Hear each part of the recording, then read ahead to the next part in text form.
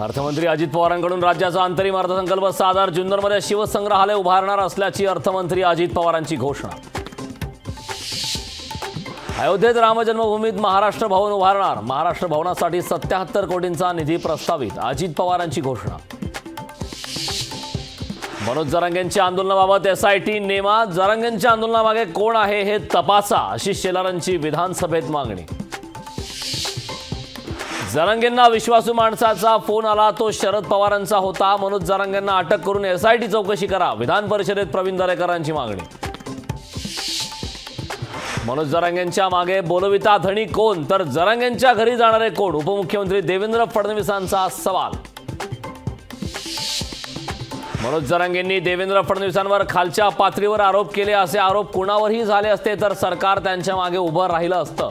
मुख्यमंत्री शिंदेंचं विधान.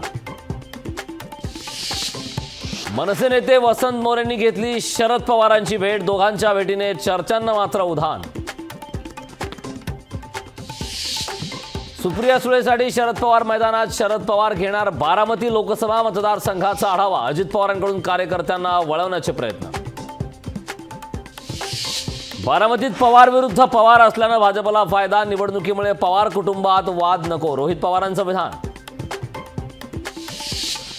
मुख्यमंत्री शिंदे कोणाचा करेक्ट कार्यक्रम करणार माहित नाही, पण आम्ही महायुतीचा करेक्ट कार्यक्रम करू. विजय वडेट्टीवारांचा मुख्यमंत्र्यांना टोला. मुंबईत आज महाविकास आघाडीची बैठकीला काँग्रेस नेते शरद पवार गटाच्या नेत्यांसह वंचित आघाडीचे प्रतिनिधी राहणार उपस्थित.